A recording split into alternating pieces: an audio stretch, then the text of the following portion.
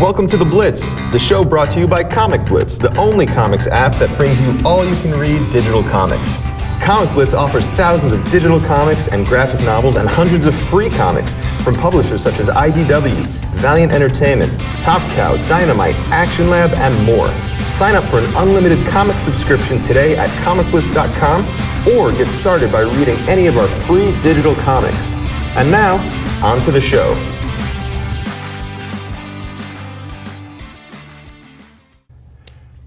Hey everybody, welcome to the Blitz. My name is Jordan Plosky. I'm Dan Gavazden. We're here to just talk about some comics, some movie news, some TV news, but first a little bit of an introduction of the two of us. I'm the CEO of Comic Blitz. You could tell people that. It's okay. I love working in comics, I love reading comics, and we're trying to bring you the best comics in the digital format possible. Dan, tell them about yourself. Well, I'm the content manager at Comic Blitz. It might not be the CEO, but I do control all of the comics that come up on the app every week. So I'm picking and choosing what you're seeing every week and what we're bringing to you. And we got a lot of exciting titles, so it's kind of a fun job. You know, I get to see everything before everybody else does. Absolutely, and I know you also do some other shows, some other podcasts. I think you should tell the people about that. Oh, sure, that's very nice of you. Hey, plug. I do another podcast called The Amazing Spider Talk. It's all about Spider-Man. It's a passion of mine, so if you like Spider-Man comics, come check us out. We're at superiorspidertalk.com. We have a bad branding issue, but Amazing Spider Talk is the iTunes to follow. Absolutely. So let's get right into some of the top news right now in the world of comics. But first and foremost, let's get into the world of comics, what's going on there. They just released the top 300 comics, top 300 graphic novels for the month of October. So if we kind of check out the top 100 comics right now, I know it was kind of an issue for some people that Boom Studios had the #1 comic this month with their Big Trouble Little China and Escape from New York crossover event. You're shaking your head. What happened there? Where did this come from? Well, 2 words. Loot crate. Yeah. I don't know if you were aware or not. No, I know. It's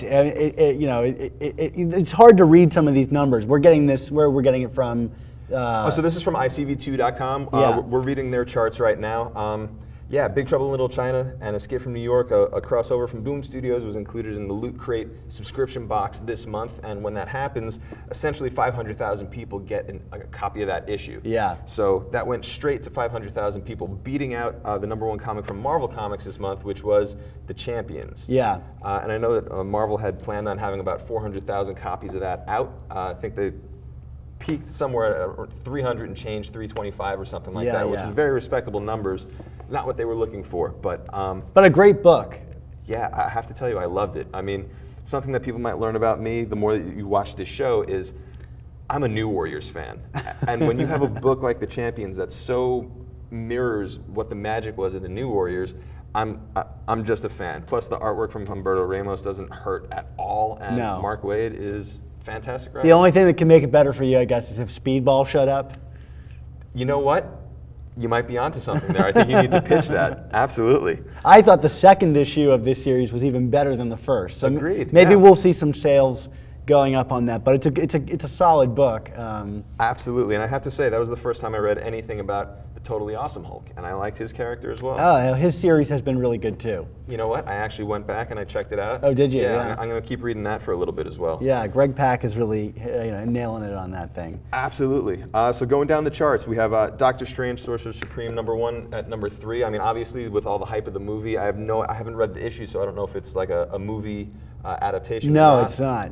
It is its own thing. But for me, the real highlight on this issue was Javier Rodriguez, who formerly did some work on Daredevil when Mark Waid was doing Daredevil. Yes. And then he was doing coloring mostly for that. But then he did Spider-Woman, and that's been a favorite of mine from the Marvel line for the past year and change. And now, sadly, he left that book and is now on Doctor Strange, but it's not that sad because we're still getting his awesome artwork. Sure. And he's a great fit for Doctor Strange, so this is a nice one to find at the top there. I want to see how many times we can mention Mark Waid in this show. I think we're going to have to because he's literally writing half of all comics, period. True. Yeah. All right, the first entry from DC this month is The Dark Knight #3, Master Race #6. I don't even know if I read this one or not, or if I did, Well, I bought it. I haven't read it because I'm waiting. You know, these issues are coming out every 2 months. Yeah. And this one, I think there was even like 4 months in between. Very this delayed and the last schedule. one. Yeah, and $6 for a comic is kind of. But it's Frank pricey. Miller. It is Frank Miller. I'll give you that. But it's not even Frank It's Miller. not 85 Frank Miller. Yes. It's not Sin City Frank Miller. It's something different, but it is still Frank Miller. I can't judge it because I actually have not read it yet. So. To be honest, I don't even know if I read number 6. I've been keeping up with the series, okay. but I don't think I've checked that one It's out the yet. kind of thing I'm going to wait till it's all done and then just binge read them. Sure. But, But I'm yeah. excited about it. 2 more from DC, Batman number 8 and number 9, written by Tom King. It's been a great series so far, coming up bi-weekly, as we were kind of talking about before. But yeah, also Civil War number 2, number 6, Darth Vader number 25, All-Star Batman number 3, which has been Yeah, I'm loving All-Star Batman. Yeah, nothing wrong with that book. No. I really have nothing bad to say about Any that book excuse at all. for either Scott Snyder or John Romita Jr., I will show up for it. That they're on the same book, great. Absolutely, I do yeah. miss Greg Capullo a little bit, but Yeah, same. Although Reborn is excellent. It's not Yeah. in the top 10, and I don't think we're going to go through the whole list here, but yeah, Sure. Reborn number 1 was an excellent Sure. book.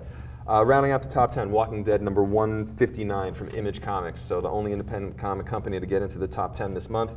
No surprise with The Walking Dead. and we're in the middle of the Whisperer War in that series, Man, and so I- that's kind of a big thing. I have to be honest, I haven't been keeping up with the series. I When mean, did you drop off? About issue 100. Okay, that So seems about to 5 be years ago. that seems to be the dropping off point for a lot of people, which is Kinda. funny because it's the Negan introduction. Yeah, it's just there's a lot. I mean, it's a great book. I was never disappointed, so I don't really have a good reason for saying why I stopped reading it. It just, yeah, I'm taking you to task. Yeah, you are. I have nowhere to go on that I would one. encourage, not to get spoilers for the show or anything like that, but I would encourage people to keep up with Walking Dead because like around issue 130, it does like a 5-year time jump. Wow. And it's become so much more interesting. So if you were feeling like to know. it's good and maybe not fresh, it gets super fresh. And can I say that? Super fresh? Super fresh.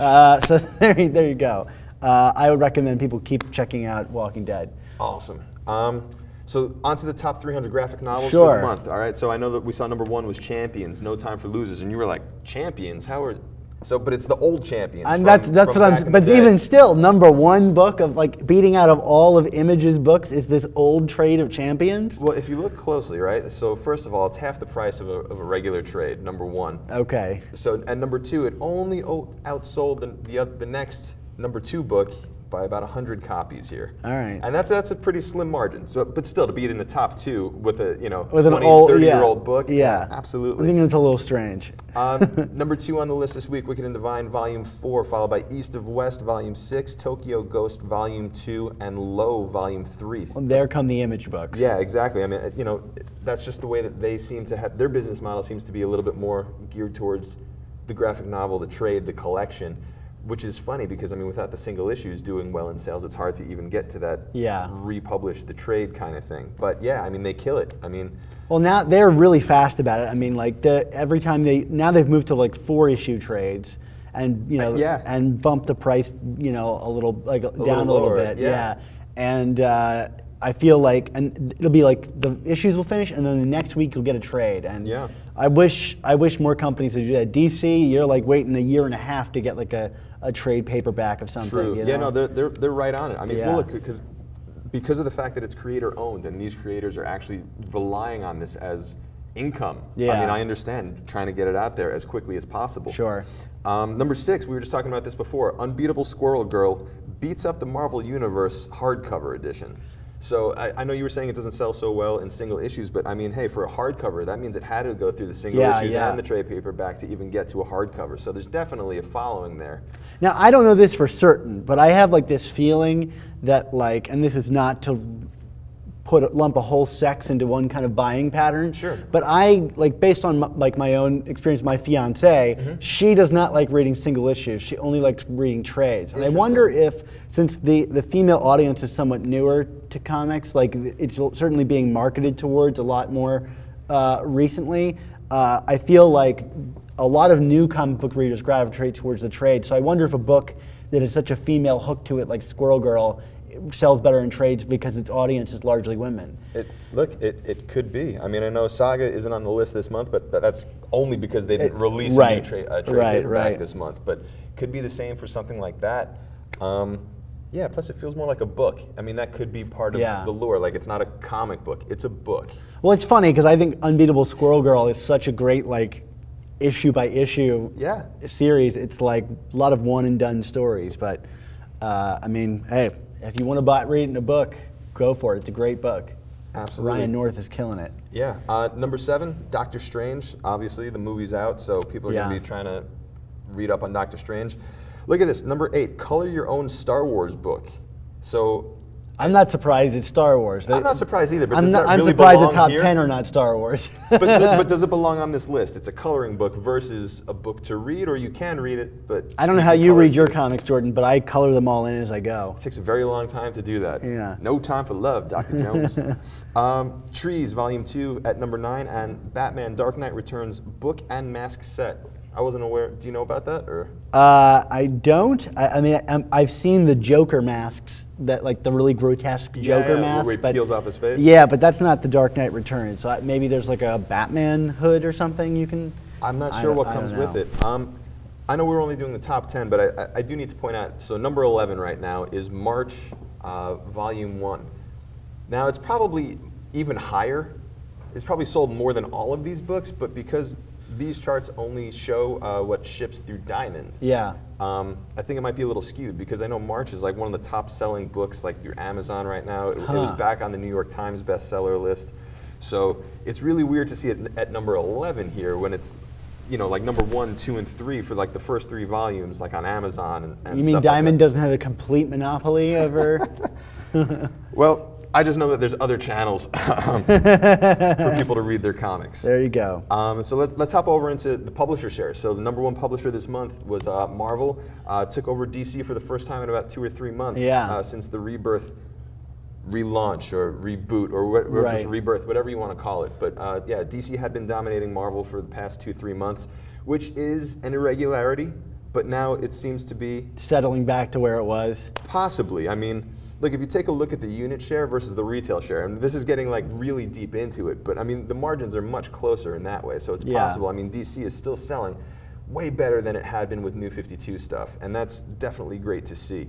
You know, Marvel charging $5-6 for a comic versus, you know, DC holding the line at $2.99. I mean, obviously the retail share is going to be there for Marvel, but DC has been doing incredible ever since Rebirth came out. But it does rely, like this 2 issues a month thing does rely on readers to stay like very up to date. Sure. And that's the kind of thing you miss an issue or 2 and then you start saying, am I really liking this? Am I keeping up with this enough? I mean, yeah, but on the flip side of that, I mean, if you have an issue coming out every 2 weeks instead of every 4 weeks, it keeps you engaged. I mean, 4 weeks is a long time to wait for the next comic to come out. So maybe, who knows? No one's really tried it like this for a long time. So maybe this could be a new way to go. Spider-Man at one point did 3 issues a month. That's crazy. Yeah. I mean, I loved it, but you know. That's a lot. That's a lot to keep up with.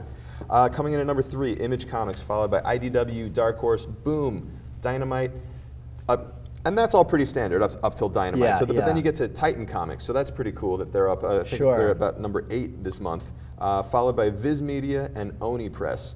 Number 11 and 12, Valiant Comics and Archie Comics. But then you get to 13, and Random House is there. And to me, I never really considered Random House a comic book publisher, but they're a distributor for other publishers' books, graphic novels, and hardcovers and omnibuses and stuff like that. Avatar Press, Zenoscope, Action Lab. Aftershock is another success story. They've been in and out of the top 20, so I know they have a hit on their hands with Animosity. I don't know if you checked that out or not. I haven't read it yet, but I know all about it. Yeah, I mean, really good reviews. People seem to be liking that. That seems to be the standout one from their line. All it takes is a couple of genuine hits, and you can just find yourself moving up the charts. Well, look, I mean, their roster of creators is truly amazing. Yeah. But I guess it just takes, like you said, one thing. Well, I'm surprised Valiant isn't higher on this list. They've got so much press and so many hot creators. True. Well, so again, if you take a look at the unit market share versus the retail market share, they are higher on the list. They're selling more comics, but their comics are maybe at the standard price point versus having hardcovers, at a $25 price point or something like that. So And Bleeding Cool actually has that, I don't know if you've ever seen that feature where they kind of break it down and I'm going to butcher this, but they essentially say, like, if every comic sold was at the same price point, then Valiant would be like number 3 or something like that. Oh, wow. So it is kind of interesting like that. Yes, they do have a presence in the marketplace, and they've been doing a great job. Well, they also aren't putting out 60 titles a week. You know what? They've actually limited themselves to about 9 or 10 titles a month. Yeah. You know, so that if they expanded that, yeah, they could probably grab more market share. But would it bring in new readers, or would it just be the same people buying more books? And you know, well, I think half the titles at DC and Marvel. I think DC's doing a little bit better job right now of being judicious about what they're releasing. Sure. But Marvel's got books out there that I can't imagine anyone is reading, and they're good books. But you know, I don't know who's like. I loved reading Weird World. I don't know a single person that read World. Yeah. I met one person that read Weird World. It's even hard to say. And I wanted to give them a hug because I was like, "Oh, you're the person that's reading it other than me." Yeah. Yeah. So after Aftershock, we have St. Martin's Press, which I really don't know anything about unless they're just a traditional book publisher. Fantagraphics and Black Mask at rounding out the top 20. Black Mask, I have to say I love just about everything that they put out. Really? I don't know if you've been reading them at I all. have not, no. So probably the rising star out of that is Matthew Rosenberg, okay, who was writing the Civil War Kingpin tie-in books. Oh, So I don't yeah. know if you no, checked I've been that reading out. that. That's been great. Yeah. So he wrote a book called We Can Never Go Home, and now he's writing 4 Kids Walk Into a Bank.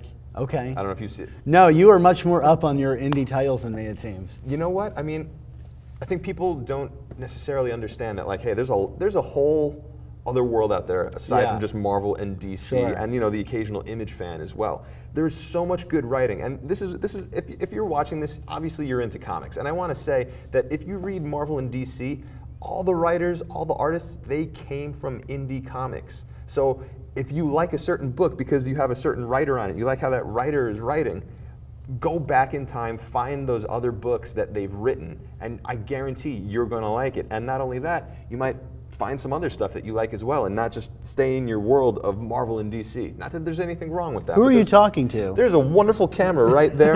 I'm talking to our beloved audience right now. I'm just staring right past you. Yes.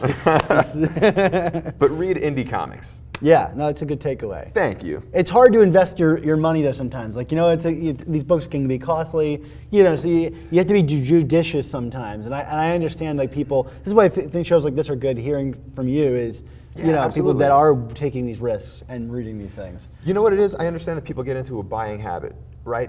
I know you're a huge Spider-Man fan. You're going to buy any sort of Spider-Man book out there, and when you're spending $3, $4 on a book, you have to choose. I mean, not everyone has unlimited budgets for comics, right? So I'm you have shackled to Spider-Man. There's no escape for me. Exactly. So you're going to buy the latest Spider-Man book versus, you know, spending $4 on a new book, right? Yeah.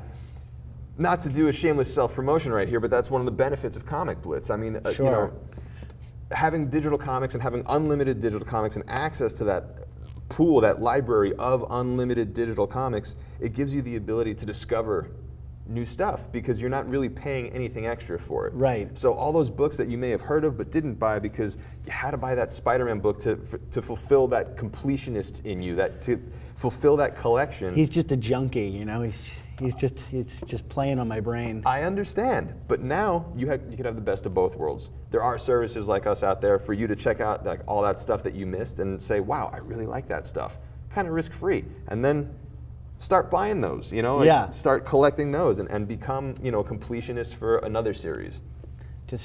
And it won't fill up any of my closets. Another huge benefit of what we do here at Comic Blitz. Let's go on to movie news. Sure. And what's going on there. They just released a trailer for Justice League Dark, the animated movie. I don't know if you got a chance to check that out. I did get a chance to check it out. Was that a did or didn't? I did. Oh, cool. I did. And what'd you think?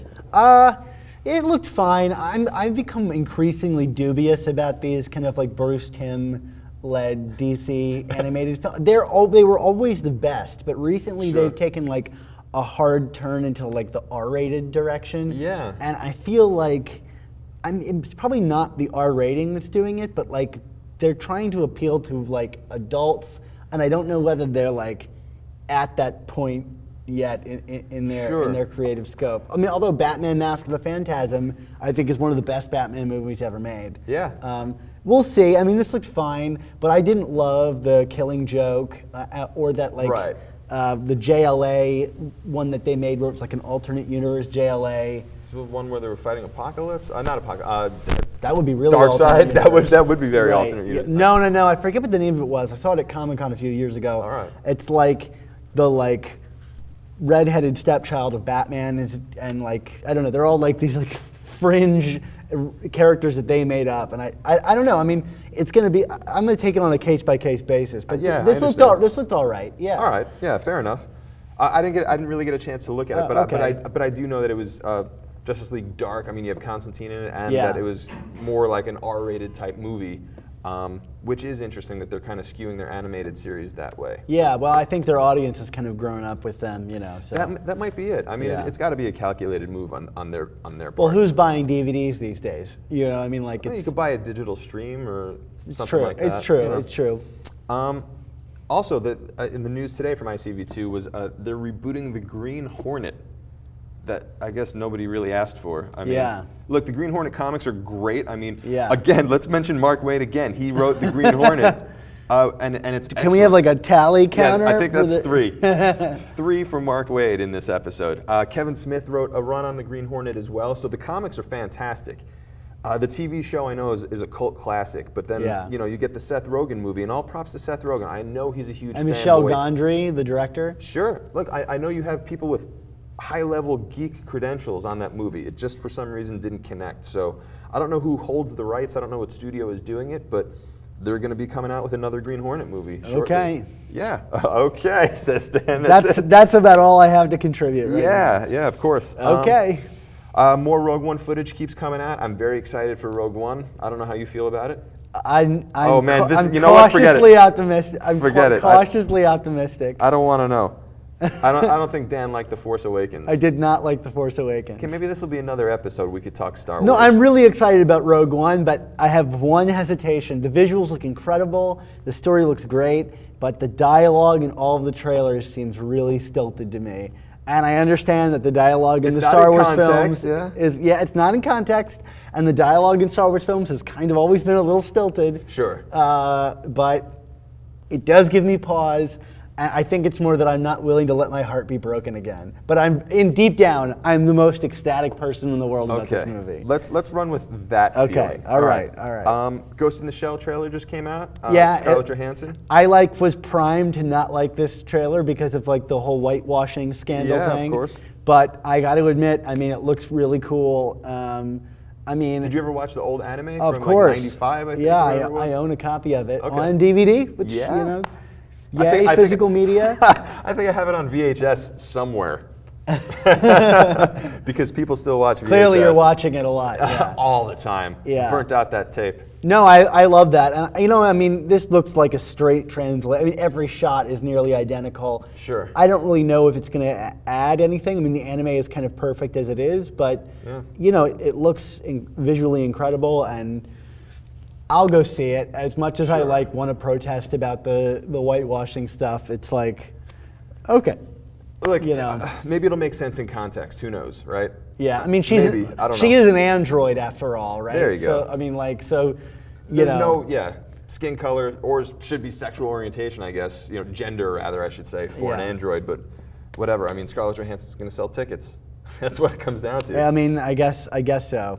I mean, Marvel doesn't have faith because there's no Black Widow movie coming out anytime soon, I guess. But I don't even know if that's it, but yeah, I would love a Black Widow movie. so speaking of Marvel and movies that are never going to happen, it was just announced that Inhumans Yeah. is, I guess, not going to be coming. Well, I shouldn't say not coming to theaters. Apparently, they are going to do doing a TV show, but they're going to air, I think, the first 2 episodes of that TV show in IMAX theaters. That's interesting. Yeah, I might have that a little incorrect, but there's something that they have a Yeah. partnership going with IMAX. I think that's what it was, yeah. And they're going to release some of the first episodes, I think, in IMAX theaters for people to go see. But this series is going to focus on the royal family, right? You have Black Bolt, Medusa, Karnak. I want to say Lockjaw. I'm probably leaving someone out. Crystal? Off the top of my head. I'm sure they're going to include Crystal. You know what? I didn't see her in. No? That's not to say that she's not there, but and they didn't use imagery from the TV show. It was just like a promotional shot Yeah. of the actual Inhumans, but I don't remember seeing her Okay. on there. It would be interesting. We'll see. Yeah, so that's coming. I don't know what channel it is. I think it might be. I thought it was ABC, yeah. Probably, right? Yeah. I think it would be pretty cool if it went to Netflix, though, to tell you the truth. Well, I think their production is way better. I got to admit, right? What do you think is going to happen with Ghost Rider? Do you think he's going to get his own show? Yeah, they've been talking about it from the minute they introduced him, which means there are plans, for a Ghost Rider show. Does Ghost Rider go to Netflix, or does he stay on ABC? I think he stays on ABC. You think? Yeah, I think he would be better suited on Netflix. Agreed. And But I think why he I'm stays asking. on ABC. Wow. Okay. All right. I think Netflix is really locked into their Defenders, and that's going to kind of They don't be really where it's at. They don't really need much more, right? No, I mean, they don't, and I don't think they want to do as much as they dabble in some special effects. I don't think they really want to do something as special effects heavy as Makes Ghost sense. Rider. Yeah. Or Inhumans taking place As on the moon or better whatever. as their shows are than the ABC shows, I think the ABC shows still have a bigger budget. Interesting. Yeah. Yeah. Moving on. Why the Last Man was just announced. They picked up a showrunner, Michael Green, who's the showrunner for American Gods, the Neil Gaiman adaptation. That's great. They're bringing that to FX. Hopefully. I mean, I know that it's been something that's been in production for a while. It's been Yeah. optioned and taken away and brought back in. So this is one of the comics that got me back into comics as Yeah. an adult. Why the Last Man is if you haven't read Why the Well, Last I've read Man, it, yeah. Yeah, I mean, if any of you watching at home haven't read Why the Last Man or listening on the audio version, go check it out. And if you don't want to pay money to, try to read Why the Last Man, one of the best comics ever, check out your local library. That's how I started reading Why the Last Man. I Yeah. went and they had trade paperbacks, and I read the entire series. It's a long series. It's like what, a There's little 60 issues. I think it's like a 5-year That's not thing. too bad. It's not too Yeah, bad. no, and it was fantastic. And I was always upset that it never came to TV in like all these waves. 'cause Well, it it's seems like so- such an easy fit, except for the monkey for television. Well, Friends had a I was going to monkey. say Friends had a monkey. That's the only other show that you can actually reference with a spider monkey. But yeah, I mean, What a look, weird choice for a first season of a show. Look, no spoilers, but just read Why the Last Man before it comes out on TV. I think you're going to be pleasantly surprised. Also in TV news, Happy, the Image comic by Yeah. Grant Morrison and a friend of the show, I would say, Derek Robertson, picked up their lead actor, Chris Maloney. Yeah. People might know him from Law & Order or Wet Hot American Summer, which he's awesome in. I don't know much more about it. I don't know what network it's going to. You're the one with the happy news. I'm very happy about Happy. Yeah, Yeah. I'm happy for Derek. Yeah, I mean, it's a great book. It's a little dirty, so I'm kind of waiting to see where it's going to wind up. Yeah. But, just this is one of those kinds of series that like people aren't going to realize, oh, this came from a comic.